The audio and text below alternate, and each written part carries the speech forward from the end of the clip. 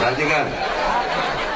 Majelis Ulama Indonesia Kabupaten Bandung Barat KBB akan memantau agenda tablik akbar yang dikabarkan akan dihadiri Habib Bahar bin Smith di markas DPC CPI di markas DPC FPI Cikalong Wetan, Desa Cisomong Barat, Kecamatan Cikalong Wetan, Kabupaten Bandung Barat. Dari manapun mubaliknya harus dipantau terkait isi ceramahnya supaya sesuai pedoman dalam agama.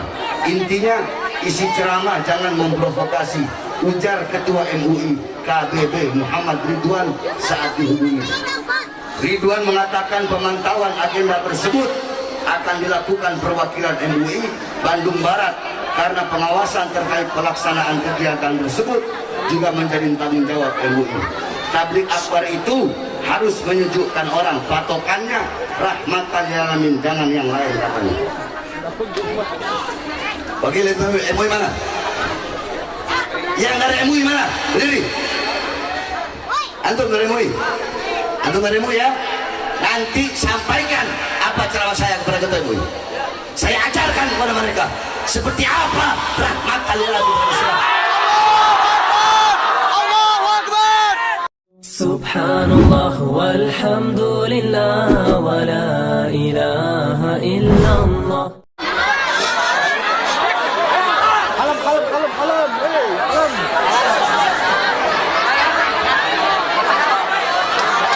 Assalamualaikum warahmatullahi wabarakatuh.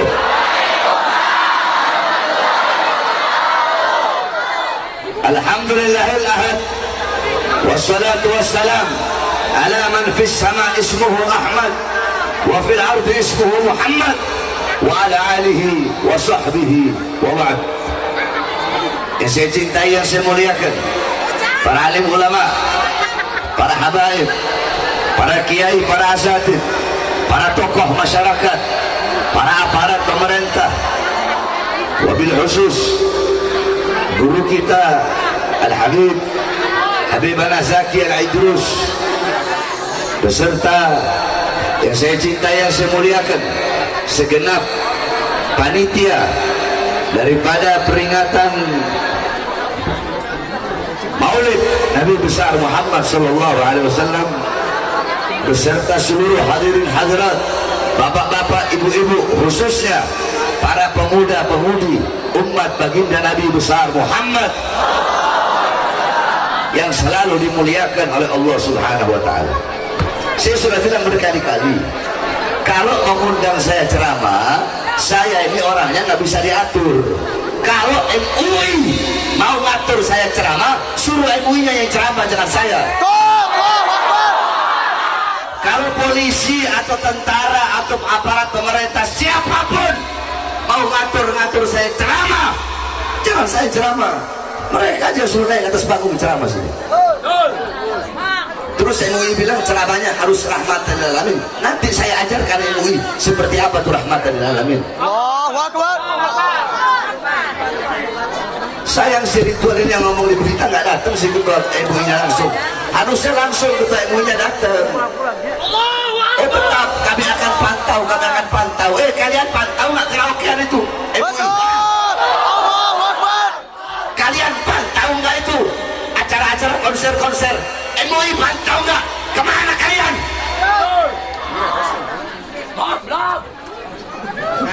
Saudara-saudara sekalian, kita duduk di majelis untuk merayakan Maulid Nabi besar Muhammad SAW. Dalam kitab Hawashi Syarwani ala Tuhfatul Muhtaj, bilang ini sama ketua MUI. Dalam kitab Hawashi Syarwani ala Tuhfatul Muhtaj, kitab tersebut adalah hasyiah daripada kitab Tuhfatul Muhtaj Al-Imam Ibnu Hajar Al-Haytami. Kitab Tuhfatul Muhtaj Al-Imam Ibnu Hajar Al-Haytami adalah syarah daripada kitab Minhaj Al-Imam An-Nawawi. Dalam kitab tersebut dikatakan, inna afdalal layali wa lailatul maulidis syarif, thumma lailatul qadar, thumma lailatul jum'ah, thumma lailatul isra. Sesungguhnya malam yang paling utama, malam yang paling mulia, malam yang paling agung adalah malam kelahiran baginda Nabi besar Muhammad sallallahu alaihi wasallam. setelah malam kelahiran Nabi baru malam Lailatul Qadar. Setelah malam Lailatul Qadar baru malam Jumat. Setelah malam Jumat baru malam Isra. Pertanyaannya, kenapa malam Maulid lebih utama daripada Lailatul Qadar? Padahal Lailatul Qadar adalah malam yang lebih utama daripada 1000 bulan. Malam turunnya malaikat, malam turunnya Al-Quran, malam yang begitu mulia. Tapi kenapa malam kelahiran Nabi lebih mulia dan lebih agung daripada Lailatul Qadar? Al-Imam Al-Qastalani radhiyallahu anhu, beliau berkata bahwasanya malam kelahiran Nabi, malam Maulid lebih utama daripada Lailatul Qadar karena 3 sebab, karena 3 perkara. Yang pertama, Lailatul Qadar adalah malam turunnya malaikat, malam adanya malaikat, sedangkan malam Maulid adalah malam adanya Nabi Muhammad, malam lahirnya Nabi, adanya Nabi, lahirnya Nabi sudah tentu jauh lebih mulia daripada adanya dan turunnya malaikat, para malaikat-malaikatnya Allah. Yang kedua, malam Lailatul Qadar adalah anugerah Allah untuk Nabi Muhammad, sedangkan malam Maulid adalah malam lahirnya sosok yang diberikan anugerah tersebut. Berarti kalau bukan karena maulidnya Nabi, tidak akan ada yang namanya Lailatul Qadar. Bahkan Al-Imam Sayyid Muhammad bin Alwi Al-Maliki pernah menukil daripada perkataan Al-Imam Sayyid Muhammad Amin Qutbi radhiyallahu anhu. Beliau berkata, ya Lailatul Itsnin ma ba safahat, wahai malam Senin, apa yang telah menyapamu? Kau begitu mulia, kau begitu agung, kau begitu luhur, kau begitu suci. Wahai malam Senin, engkau menjadi mulia karena dari mula, berawal dari mula hari-hari yang mulia dalam Islam. Karena kalau bukan kelahiran Nabi, kalau bukan karena di awal daripada Maulid Nabi, kalau bukan karena kelahiran Nabi, Maulid Nabi, tidak akan ada hari-hari besar Islam, tidak akan ada Idul Fitri, tidak akan ada Idul Adha, tidak akan ada Nuzulul Quran, tidak akan ada Ramadan, tidak akan ada Lailatul Qadar, tidak akan ada Islam, tidak akan ada iman, tidak akan ada ilmu, tidak akan ada amal, wara, khauf, akhlak, adab, khasyah, zuhud, tidak akan ada qanaah, tidak akan ada amar ma'ruf, nahi munkar, jihad dan lain-lainnya. Kalau bukan itu semua diawali daripada Maulid atau kelahiran baginda Nabi besar Muhammad sallallahu alaihi wasallam. Yang ketiga, saudara-saudara, malam Maulid lebih utama daripada Lailatul Qadar. Kenapa kelahiran Nabi lebih utama daripada Lailatul Qadar? Al-Imam Al-Qastalani radhiyallahu anhu, beliau mengatakan, karena Lailatul Qadar itu rahmat Allah bagi umat Nabi Muhammad saja, rahmat Allah bagi umat Nabi Muhammad saja. Sedangkan adanya Nabi Muhammad, lahirnya Nabi Muhammad itu bukan hanya rahmat Allah bagi umat Nabi Muhammad saja, tapi adalah rahmat Allah bagi seluruh alam semesta. Sebagaimana dalam Al-Quran Allah berfirman, wa ma arsalnaka illa rahmatan lil alamin. Tidak aku utus engkau wahai Muhammad kecuali engkau adalah rahmat bagi seluruh alam semesta.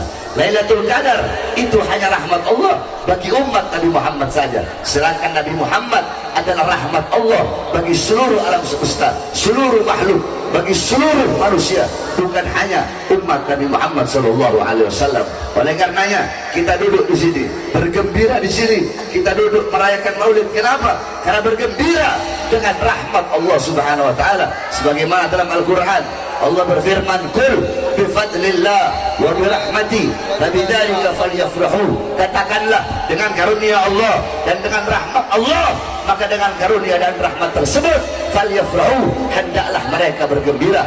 Dalam kitab tafsir Ma'alimut Tanzil Al-Imam Baghawi, dalam kitab tafsir Jami'ul Bayan Al-Imam Ibnu Jarir At-Tabari, dalam kitab tafsir Madarikut Tanzil Al-Imam An-Nasafi, dalam kitab tafsir Ad-Durrul Manthur tafsir bil Ma'thur Al-Imam As-Suyuti, dalam kitab tafsir Anwarut Tanzil Al-Imam Baydawi, dalam kitab tafsir Anwarut Tanzil Imam Baydawi, dalam kitab tafsir Jalalain Al-Imam Jalaluddin Al-Mahalli dan Al-Imam Jalaluddin As-Suyuti, dikatakan bahwasanya karunia Allah dalam ayat tersebut adalah ilmu, Al-Quran, iman dan Islam. Sedangkan rahmat Allah dalam ayat tersebut siapa? Dalam ayat yang lain Allah berfirman, wa ma arsalnaka illa rahmatan lil alamin. Tidak aku utus engkau wahai Muhammad kecuali engkau adalah rahmat bagi seluruh alam semesta. Nah, dengan adanya Islam, iman, ilmu dan Al-Quran sebagai karunia Allah, dan dengan adanya Nabi Muhammad sebagai rahmat Allah, falyafrahu, maka hendaklah kita bergembira, hendaklah kita berbahagia dengan adanya baginda Nabi besar Muhammad sallallahu alaihi wasallam sebagai rahmat Allah yang paling besar, sebagai rahmat Allah yang paling agung. Saudara-saudara sekalian yang dimuliakan oleh Allah Subhanahu wa taala, MUI bilang Habib Bahar bahas rahmatan lil alamin, baik, akan saya bahas rahmatan lil alamin. Saudara-saudara, Nabi Muhammad diutus oleh Allah untuk membawa rahmat. Membawa rahmat bukan hanya bagi umatnya saja, tapi untuk seluruh makhluk. Sampai-sampai Rasulullah berkata, irhamu man fil ardi yarhamkum man fis sama. Sayangilah, cintailah apa-apa yang ada di muka bumi, maka kalian akan disayangi dan dicintai oleh apa-apa yang ada di langitnya Allah Subhanahu wa taala.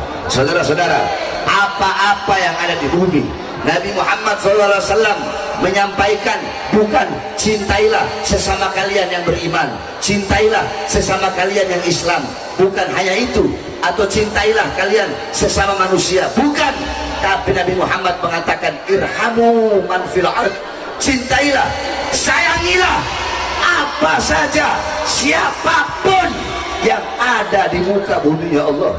Ketika engkau sayangi, ketika engkau cintai, maka apa-apa yang ada di langit akan menyayangimu, apa-apa yang ada di langit akan mencintaimu. Itu salah satu bentuk kecil daripada rahmat, daripada kasih sayang baginda Nabi besar Muhammad sallallahu alaihi wasallam. Ada sebuah hadis yang dimana Rasulullah sallallahu alaihi wasallam bersabda, man ada dhimmiyan faqad adani. Barang siapa seorang muslim yang menyakiti kafir zimmi, memusuhi kafir zimmi, maka sama seperti dia memusuhiku. Kafir zimmi adalah orang kafir yang tinggal di mayoritas muslim, namun dia hidup dengan damai dan tidak memerangi Islam. Itu kafir zimmi. Kalau ada yang memusuhinya, kata Rasulullah, sama seperti dia memusuhiku. Dalam hadis yang lain Rasulullah berkata lagi, man qatala mu'ahadan lam yarih raihatal jannah. Barang siapa seorang muslim yang membunuh orang kafir yang memiliki perjanjian damai dengan umat Islam, ini orang kafir, dia damai dengan Islam, tapi si Islam membunuh dia, maka si muslim yang membunuh tidak akan pernah mencium bau surga. Begitu kasih sayang Nabi besar Muhammad sallallahu alaihi wasallam. Bagaimana kasih sayang Nabi kepada seorang Yahudi yang buta, bagaimana kasih sayang Nabi, kecintaan Nabi, rahmatnya Nabi, akhlaknya Nabi, pribadi beliau dihina, dicaci, dimaki, Nabi Muhammad diem, dilempar kotoran onta, dilempari dengan kotoran onta, dengan perut onta, beliau diem. Bahkan beliau menjenguk orang yang ketika melempari kotoran onta tersebut orangnya sakit, dijenguk oleh beliau. Saudara-saudara, Nabi Muhammad selama urusan pribadi, Nabi Muhammad selalu rahmatan lil alamin. Tapi coba engkau lihat bagaimana ketika sudah urusan agama, bagaimana ketika sudah menyangkut kaitan dengan agama, atau berkaitan dengan umat, atau berkaitan dengan rakyat, Nabi Muhammad tidak pernah diam.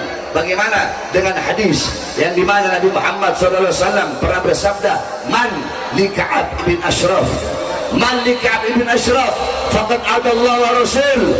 Siapa dari kalian, wahai para sahabatku, yang bisa membunuh Ka'ab ibn Ashraf? Karena apa? Karena Ka'ab ibn Ashraf telah menyakiti Allah dan telah menyakiti Rasulnya Allah Subhanahu wa ta'ala. Saudara-saudara, rahmatan lil alamin. Banyak orang sekarang, ustadz sekarang, kiai sekarang, habib sekarang, mereka menyalah artikan, salah tafsir, salah makna tentang rahmatan lil alamin. Rahmatan lil alamin mereka artikan untuk diam terhadap kezaliman, diam terhadap ketidakadilan, diam terhadap kemungkaran, diam terhadap kezaliman, diam terhadap kemungkaran. Sehingga apa? Kalau ada apa-apa, udah, Islam itu lembut, Islam itu kasih sayang. Kalau ceramah itu jangan keras-keras. Rasulullah itu gak pernah ceramah keras-keras. Goblok, kamu belajar di mana? Kok Rasulullah ceramahnya gak pernah tegas, Rasulullah ceramahnya gak pernah keras, kamu tidak pernah baca hadis. Karena Rasulullah idza khataba marrat ainahu. Nabi Muhammad kalau berdakwah, kalau berkhutbah, kalau menyampaikan ceramah, memerah kedua matanya, wa ala sautuhu, meninggi suara beliau, wa istadda ghadabuhu, bertambah kemarahan beliau, hatta kanahu kamun diri jaisin, sehingga Nabi Muhammad bagaikan pemberi peringatan perang.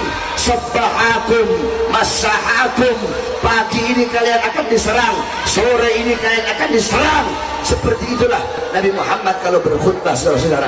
Jadi kalian para ulama-ulama, para habaib yang menyalahgunakan rahmatan lil alamin, rahmatan lil alamin, kalian bilang diam terhadap kezaliman. Saudara-saudara, demi Allah, jikalau rahmatan lil alamin diartikan diam terhadap kezaliman, diam terhadap kemungkaran, demi Allah, Indonesia tidak akan pernah mendapatkan kemerdekaannya, saudara-saudara. Ini Indonesia merdeka bukan dengan tenang-tenang, bukan dengan santai-santai, bukan dengan cengesan-cengesan, senyum-senyum, ketawa-ketawa, bukan, saudara-saudara. Indonesia ini didapatkan dengan harokah, dengan pergerakan, dengan perlawanan, dengan darah, dengan mengangkat senjata, melawan para penjajah-penjajah.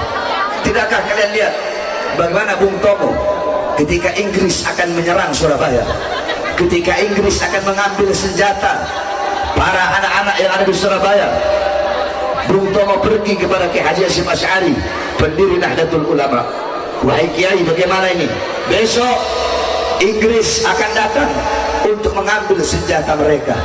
Saudara-saudara, jikalau Islam rahmatan lil alamin diartikan diam terhadap kezaliman, diam terhadap penindasan, maka jawaban Kiai Hasyim Asy'ari, udahlah, biarin aja, kita pasrah aja, doa aja sama Allah, mudah-mudahan Belanda dapat hidayah, Inggris dapat hidayah. Tapi apakah seperti itu jawaban beliau? Tidak, saudara-saudara. Bagaimana jawaban beliau ketika Bung Tomo datang? Apa kata beliau? Hubbul watan minal iman, cinta tanah air, cinta negara kesatuan Republik Indonesia merupakan bagian daripada iman. Maka wajib bagi setiap orang yang memiliki iman kepada Allah, wajib bagi setiap orang yang dimana kaki mereka menginjakkan kaki di bumi pertiwi Indonesia, wajib untuk mengangkat senjata jihad, hukumnya fardu ain, untuk mengusir para penjajah dari tanah Indonesia.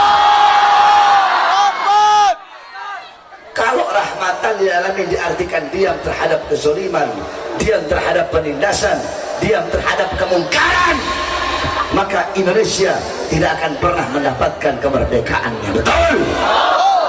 Kira-kira Ustaz, si Ridwan dengarin apa enggak? Hah? Dengar apa enggak dia itu? Ketua MUI apa Bandung Barat. Dengar dia. Telepon kalau perlu dia sekarang. Kasih tahu sama dia jangan salah gunakan rahmatan lil alamin. Rahmatan lil alamin itu bukan diam terhadap kezaliman, bukan diam terhadap kemungkaran. Betul? Jadi Ustaz kok goblok amat? Biadab. Jadi kiai kok goblok banget sih? Biadab. Pakai mengajar-ngajarin kita orang ini mondok 18 tahun. Jadi nggak usah diajar-ajari masalah rahmatan lil alamin. Betul? Jangan ajarkan kita tentang nasionalisme. Betul? Kita ini ahlus sunnah wal jamaah, ahlus sunnah wal jamaah, akidah Asy'ari, Maturidi, mazhab Syafi'i. Kita orang tahu, kita belajar, haram, tidak boleh melawan pemerintah yang sah. Betul? Tidak boleh melawan atau menjatuhkan pemerintah yang sah. Betul? Yang kita lawan bukan pemerintahnya.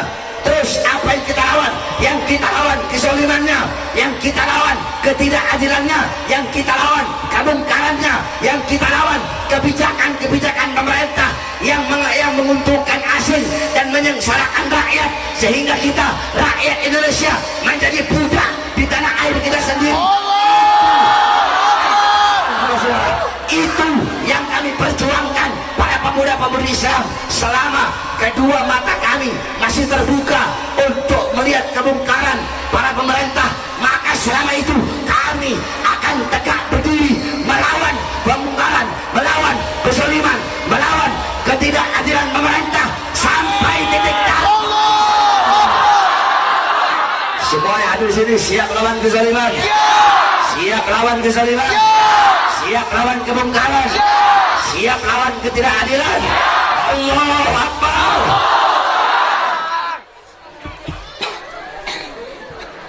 Jadi awas, jangan-jangan saya ini makin dicegah makin jadi.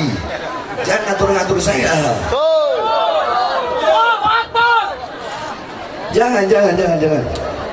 Kalau nggak tahu apa-apa tentang saya, mending diem. Jangan pakai mau ngomong-ngomong ke panitia, mau ini apa, jangan. Betul. Oleh karenanya hadirin hadirat sekalian yang dimuliakan oleh Allah Subhanahu wa taala, pada acara maulid yang penuh dengan keberkahan ini, engkau pulang dari sini bawa ilmu Nabi Muhammad, betul? Bawa akhlak Nabi, betul? Bawa adab Nabi, betul? Kita orang ini para pendakwah yang tegas, tidak pernah kok kita menghilangkan kelembutan Nabi. Kita tahu ilmunya Nabi, akhlaknya Nabi, adabnya Nabi, dan kita sampaikan, betul? Kalian juga yang lembut, para penceramah, para pendakwah, Ustadz, Kiai, Habib yang selalu lembut, jangan hilangkan ketegasan Nabi Muhammad, betul? Jangan. Saya tanya, 8 tambah 2 berapa? Berapa? 5 tambah 5, 7 tambah 3, 6 tambah 4, 9 tambah 1. Hasilnya sama tidak? Sama tidak? Hasilnya sama tidak? Cara berbaginya beda apa enggak? Cara pembagiannya beda apa sama? Nah, habaib ulama kiai begitu. Ada yang lembut, ada yang tegas. Yang lembut jangan hilangkan ketegasan Nabi Muhammad. Jangan menyalahartikan rahmatan lil alamin sebagai diam, bentuk diam terhadap kezaliman. Bukankah Rasulullah berkata afdhalul jihad kalimatu haqqin inda sultanin jahil. Jihad yang paling utama bukan mengangkat senjata, bukan mengangkat pedang, tapi jihad yang paling utama adalah menyampaikan kebenaran, menyampaikan keadilan, menyampaikan sesuatu yang benar kepada para pemerintah yang zalim. Ini pemerintah sekarang banyak tidak adilnya, saudara-saudara. Hadirin sekalian yang dimuliakan oleh Allah Subhanahu wa taala. 1 tahun yang lalu saya tanya, 1 tahun yang lalu mal-mal buka enggak? Buka enggak? Mal-mal buka apa tidak? Buka apa tidak? Mal-mal buka apa tidak? Buka. Tenaga kerja dari asing dikirim terus tidak? Dikirim terus tidak? Dikirim apa tidak? Tahun kemarin ada seseorang anak cucu Rasulullah, dalam tubuhnya mengalir darah Nabi Muhammad. Beliau membuat acara maulid Nabi untuk memuliakan, mengagungkan hari kelahiran kakek beliau. Akan tetapi karena beliau merayakan maulid, karena beliau melaksanakan acara maulid, beliau dimasukkan penjara, beliau ditahan, 6 muridnya dibantai, disiksa, 6 murid pengawalnya dibunuh, rekening keluarganya diblokir, beliau tangan suci yang mengalir darah Rasulullah diborgol bagaikan koruptor. Tangan beliau diborgol, saudara-saudara, bagaikan penjahat besar, padahal beliau masuk penjara hanya gara-gara melaksanakan acara maulid kakeknya Rasulullah SAW.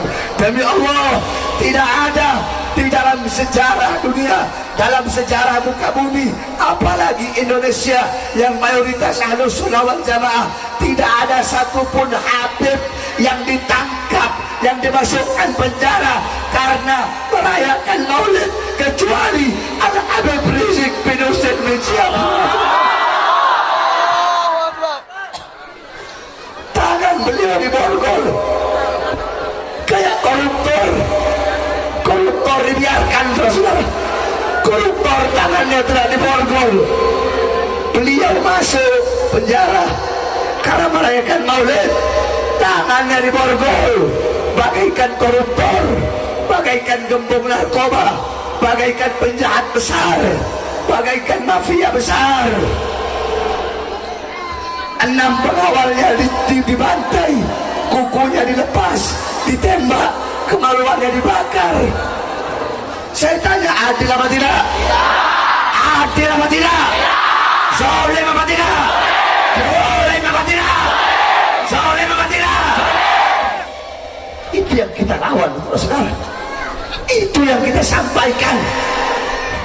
Hei, ingat kalian para pemerintah, kami bangsa Indonesia, kami rakyat Indonesia. Saya tanya, kita yang ada di sini rakyat atau bukan? Kita rakyat atau bukan? Masyarakat atau bukan? Kita masyarakat Indonesia, betul? Kita rakyat Indonesia, betul? Saya tanya, seragam mereka dari rakyat atau bukan? Dari rakyat atau bukan? Dari rakyat atau bukan? Mobil dinas mereka dari siapa? Dari siapa? Jawab yang keras, dari siapa? Rumah dinas mereka dari siapa? Dari siapa? Gaji mereka dari siapa? Semuanya, mulai polisi, tentara, RT, RW, lurah, camat, bupati, wali kota, menteri, presiden, gubernur, kemudian anggota dewan, MUI, seluruh anggota pemerintah, gaji mereka dari kami rakyat, betul? Kami rakyat, kami bangsa Indonesia adalah ibu kandung tentara, ibu kandung TNI, ibu kandung polisi, ibu kandung presiden, ibu kandung para pejabat, ibu kandung para pemerintah. Oleh karenanya, kalian sebagai anak-anak kami, jangan pernah kalian kurang ajar kepada ibu kandung kalian, yaitu kami bangsa dan rakyat Indonesia. Oleh karena saya tanya semuanya, sudah cukup selama ini? Selama 3 tahun umat saya lihat tertidur, saudara-saudara. Selama 3 tahun umat tertidur, para ustadznya, para kiai tertidur. Sekarang saja kalian bangkit kembali. Hei para tokoh-tokoh Islam, hei para pejuang-pejuang Islam, hei singa-singa Allah, hei para ustadz, hei para kiai, hei para habaib, hei para pemuda-pemudi Islam. Sekarang saatnya kalian bangkit. Bangkit untuk agama, bangkit untuk NKRI, bangkit untuk Pancasila, bangkit untuk merah putih, bangkit untuk Bhinneka Tunggal Ika, bangkit untuk membela bangsa dan rakyat Indonesia. Saudara-saudara, NKRI harga mati, betul? NKRI kurang keras, NKRI, NKRI merah putih harga mati, betul? Merah putih, NKRI merah putih, Pancasila, UUD 45, bangsa Indonesia, rakyat Indonesia. Sampaikan kepada mereka, wahai kalian para pemerintah yang menjadi pengkhianat bangsa, wahai kalian para pemerintah, para menteri-menteri yang dimana kalian bertambah kaya di masa pandemi, sedangkan rakyat tambah susah. Kalian hidup senang, rakyat hidup susah. Kalian hidup kenyang, rakyat kelaparan. Hei, kalian ingat, demi Allah, kami para pemuda-pemudi Indonesia bersumpah, selama darah kami masih merah, tulang kami masih putih, merah putih, maka selama itu kami akan tegak berdiri, berada di barisan paling depan. Rakyat pun hancur untuk membela negara kesatuan Republik Indonesia. Saudara-saudara, siap berjuang, siap berjuang, siap hancur, siap binasa, siap mati, siap mati, siap hancur. Allahu Akbar, Allahu Akbar, Allahu Akbar. Ketidakadilan di negara ini sudah dipertontonkan dengan nyata, betul? Bukan lagi rahasia-rahasia. Hukum tajam ke kanan, tumpul ke kiri. Hukum tajam ke bawah, tumpul ke atas, betul? Para penista-penista agama, mereka berada di pihak kekuasaan, mau dilaporkan berkali-kali tetap nggak diproses oleh polisi, betul? Giliran para ulama diproses, diperiksa, dari saksi langsung jadi tersangka, dari tersangka langsung dimasukkan penjara. Adil apa tidak? Adil apa tidak? Adil apa tidak? Oleh karenanya hadirin sekalian, Saya ini Bahar bin Smith, nggak ada kata kapok, nggak ada kata lelah. Kamu pikir saya berjuang untuk diri saya? Hah? Kalau mau aman enak aja, ngapain? Nggak usah saya ceramah. Nyenyak, tenang di pondok sama anak, sama istri, sama keluarga, sama murid, terima tamu, atau saya pura-pura jadi wali gitu. Kan ada Habib yang pura-pura wali. Banyak. Tapi tidak, saudara-saudara. Saya ambil resiko itu. Walaupun saya tahu harus dipenjara, minimal dipenjara, maksimalnya saya mati dibunuh. Entahkah diracun, entahkah dipotong-potong tubuh saya menjadi beberapa bagian sampai hilang, entahkah dibunuh, dibuang kemana, wallah alam saya nggak tahu. Tapi itu adalah risiko daripada perjuangan. Makanya kemarin tahu waktu satu tahun 6 bulan yang lalu saya baru keluar dari penjara, dari lapas Cibinong, baru keluar pagi, keluar siang, malamnya saya ceramah. Yang saya gimana ceramah saya bilang, hei kalian para pemerintah, kalian kurung rakyat di masa pandemi ini, di masa PSBB. Rakyat kalian kurung dalam rumah, tidak kalian kasih harta, tidak kalian kasih dana. Kalian mau bikin rakyat mati kelaparan, tenaga kerja kalian kirim terus dari asing. Nah, ceramah itulah yang dikatakan ceramah yang meresahkan, sehingga saya dimasukkan lagi ke dalam penjara, baru keluar 2 hari. Saya tanya, kira-kira kau lihat saja ceramah saya di situ, saya bela rakyat atau bukan? Siapa yang saya bela? Pribadi saya? Kepentingan saya? Siapa yang saya bela? Siapa? Siapa? Katanya meresahkan. Di sini kan rakyat. Emang itu meresahkan? Meresahkan? Meresahkan? Berarti bukan meresahkan rakyat, bukan meresahkan masyarakat, meresahkan mereka pada pemerintah. Sebab mulut saya kayak alkohol. Tahu alkohol?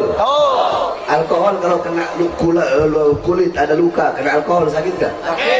Sakit nggak? Tapi kalau kulit nggak ada alkohol, kulit nggak ada luka, kena alkohol, dingin nggak? Dingin nggak? Berarti pemerintah kalau ada sesuatu yang rusak, sesuatu yang bobrok dalam sistemnya, kena kata-kata saya, kena lidah saya, merasakan sakit ya. Tapi kalau nggak ada apa-apanya, ya nggak bakal merasa sakit, biasa-biasa saja. Betul? Betul. Makanya bagi saya, ya Allah ya Rabb, saya mau ambil terima semua risiko itu, bukan untuk diri saya. Kenapa? Demi kalian, sebagai umat kakek saya Rasulullah SAW. Saya berani terima risiko itu demi bangsa, demi rakyat, demi Indonesia. Yang penting rakyat sejahtera, yang penting rakyat makmur. Biarkan nggak apa-apa saya hancur, biarkan nggak apa-apa saya binasa. Saudara-saudara, bagi Bahar bin Smith, jangankan cuma di penjara, jangankan cuma masuk penjara, demi bangsa, demi rakyat, khususnya demi agama, demi Indonesia, jangankan cuma di penjara, demi negara kesatuan Republik Indonesia, demi bangsa, demi rakyat, demi Merah Putih, demi Garuda, demi Indonesia, jangankan cuma di penjara, nyawa saya, jiwa saya, darah saya murah untuk jatuh. Oleh kalian terakhir saya ingatkan sekali lagi, bangkit, saatnya kita bersatu, kembali berjuang, sama-sama berjuang untuk memakmurkan bangsa dan negara kesatuan Republik Indonesia. Saya tanya, siap bersatu? Siap bersatu? Siap bersatu? Siap bersatu? Siap kembali berjuang? Siap berada di bawah komando Habib Rizik? Siap berada di bawah komando Habib Rizik? Jangan siap-siap cuma di mulut, jangan siap-siap cuma dicongor. Giliran dengar ada 6 syuhada ditembak sama polisi, langsung mentalnya turun semua. Harusnya dengan wafatnya 6 syuhada, dengan wafatnya 6 pengawal, 6 laskar FBI, itu jangan jadikan air untuk memadamkan semangat kalian. Harusnya dengan wafatnya 6 syuhada, dengan wafatnya 6 laskar yang mengorbankan nyawanya, jiwanya demi membela anak cucu Rasulullah SAW, mereka tidak peduli walaupun nyawa mereka harus hilang, yang penting anak cucu Rasulullah selamat, yang penting anak cucu Rasulullah aman.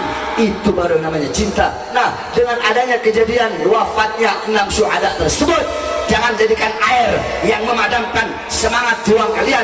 Harusnya kisah wafatnya 6 syuhada, 6 laskar FPI yang membela Habib Rizik, jadikan mereka sebagai batu bara, sebagai bara api yang menjadi api yang menambah semangat juang kalian untuk membela anak cucu Rasulullah SAW.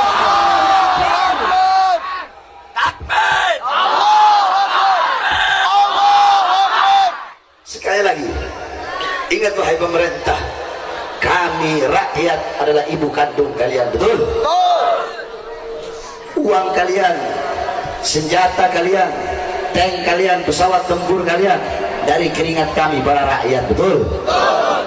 Yang beli tank pakai uang mana? Uang negara. Uang negara dari mana? Dari mana? Beli pesawat dari negara. Uang negara dari mana? Beli senjata, baik polisi ataupun tentara. Beli water cannon, polisi, tentaranya beli tank. Itu uang dari negara. Negara uang dari mana? Dari mana? Beli tank, beli pesawat, beli kapal tempur, beli senjata, itu untuk menjaga kedaulatan Indonesia, untuk menjaga perbatasan-perbatasan Indonesia dari cengkraman-cengkraman negara asing, betul? Untuk menjaga keutuhan negara kesatuan Republik Indonesia, betul? Untuk melawan para kelompok-kelompok separatis, para kelompok-kelompok yang ingin memisahkan diri, yang ingin membuat negara sendiri atau melepaskan diri dari Indonesia, betul? Jadi negara beli tank itu buat perang, bukan buat nurunin baliho.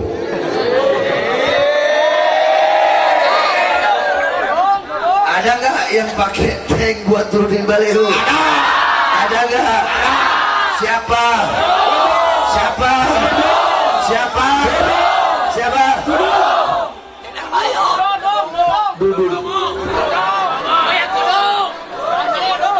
Jenderal Baliho. Naik, sekarang udah 4 bintangnya. Dulu cuma 2. Gara-gara Baliho, loncat. Jadi 4, saudara-saudara. Sama ormas Islam galak. Wow, apa itu FPI? Bubarkan saja itu FPI. Sama Habib Rizik, nggak manggil Habib. Apa itu Rizik itu? Sok jagoan Rizik itu. Wow. Giliran sama OPM takut.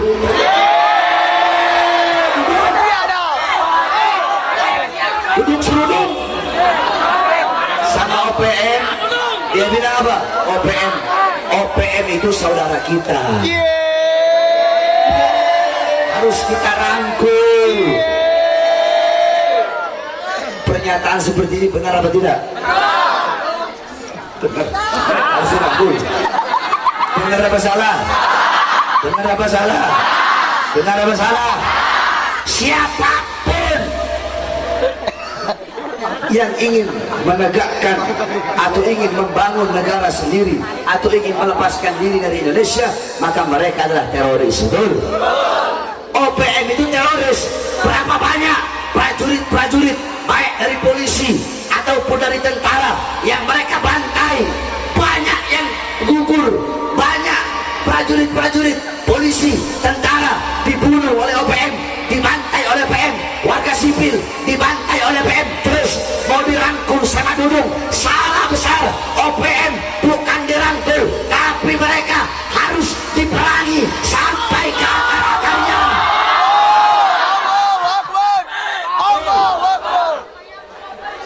Jadi kalau yang begini-begini ini harus kita tegur. Salah ya salah, tapi kalau ada benernya ya kita bilang benar, betul? Kita nggak akan membenarkan yang salah dan menyalahkan yang benar. Contoh, Dudung pernah ngomong, kita akan merekrut para santri-santri untuk menjadi tentara. Bagus nggak?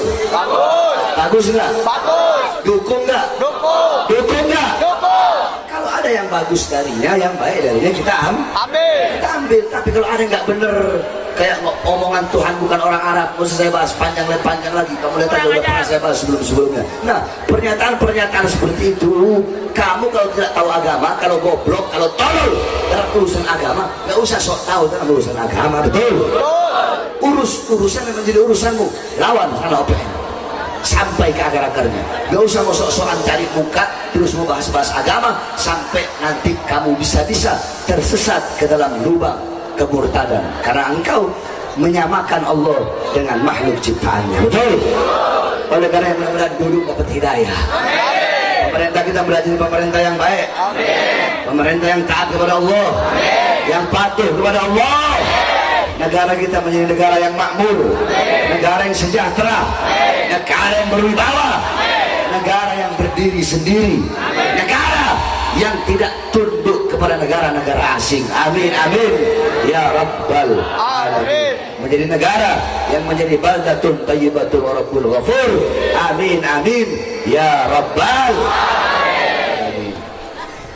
Dudung atau pemerintah siapapun atau MUI tadi siapapun, kalau nggak mau dikritik jangan jadi pemerintah, jadi rakyat biasa. Betul? Kalau nggak mau dikritik ya jangan jadi pemerintah, jadi seperti kita rakyat biasa. Betul? Semua ini kita lakukan semata-mata karena kecintaan kita kepada ini bangsa. Betul? Karena kecintaan kita kepada rakyat dan kepada negara kesatuan Republik Indonesia. Yang terakhir, saudara-saudara sekalian yang dimuliakan oleh Allah, sebagaimana yang saudara-saudara tahu bahwasanya saya sedang membangun pondok pesantren, yang dimana pondok pesantren saya haramkan terima dana dari pemerintah.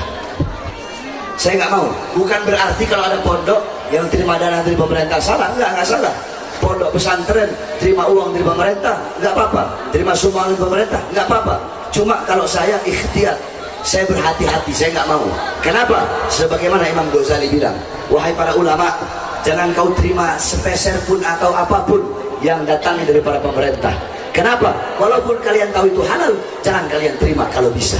Sebab kalau kalian terima, tertanam dalam hati kalian rasa simpati, sehingga kalau ada kemungkarannya pasti kalian biarkan, kezalimannya pasti kalian biarkan, ketidakadilannya pasti kalian biarkan.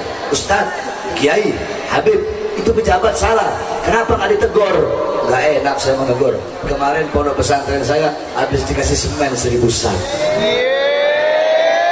Nggak enak menegur, kemarin habis kasih amplop saudara.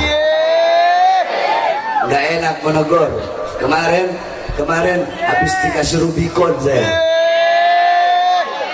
Ustadz, Kiai, Habib deket dengan pemerintah bukan nggak boleh, nggak apa-apa, justru bagus kalau ada Ustadz, Kiai, Habib, ulama yang dekat dengan pemerintah. Tapi dekat dengan pemerintah untuk menasihati para pemerintah agar jadi lebih baik, lebih taat, lebih patuh, lebih takut kepada Allah, untuk berbuat adil, untuk berbuat bagus, untuk mensejahterakan rakyat, untuk memakmurkan rakyat, bersihkan kotoran-kotoran dari dalam pemerintah tersebut. Jangan Ustadz, Kiai, Habib dekat dengan pemerintah malah ikut-ikutan kotor, malah menjadi alimun alladhi yaj'alu ilmahu tabi'an ra'il muluk. Jadi orang berilmu yang ilmunya dijadikan untuk mengikuti kemauan para penguasa. Penguasa maunya A, dia tahu ini A salah, bukan enggak, tapi dia membenarkan yang salah, mencari-cari dalil. Kalimatul hakim, yakni kalimatul haq uridu bihal batil. Kalimat yang benar, ayatnya benar, tapi dijadikan untuk tujuan-tujuan yang batil. Ulama-ulama seperti ini adalah ulama-ulama yang telah mengkhianati Allah dan mengkhianati Rasulullah. Mudah-mudahan kita bukan termasuk dalam golongan ulama-ulama tersebut, dan mudah-mudahan Allah panjangkan umur para ulama-ulama kita yang istiqamah. Allah kuatkan langkah kaki beliau-beliau untuk berdakwah di jalan Allah, untuk berjuang demi bangsa, demi rakyat, demi Indonesia, khususnya guru kita Al-Habib Muhammad Rizq bin Husain bin Syihab. Amin, amin ya rabbal alamin. Ya, jadi nanti Habib Basim Al-Habsyi beliau menyanyikan mars prajurit pembela Rasulullah. Nanti jamaah keluarkan harta di jalan Allah. Ingat, tidak ada harta yang bisa menyelamatkanmu dalam kubur kecuali harta yang dikeluarkan di jalan Allah Subhanahu wa taala. Mudah-mudahan Allah selamatkan kita semua dari azab dunia dan azab akhirat. Amin, amin rabbal alamin. Sekaligus nanti kita doakan saudara-saudara kita yang sedang dilanda musibah di Semeru. Mudah-mudahan yang wafat, yang meninggal, Allah Subhanahu wa taala terima segala amal ibadahnya. Yang sakit, yang terluka, cepat Allah pulihkan. Amin, amin ya rabbal. Prajurit pembela Rasulullah, untuk agama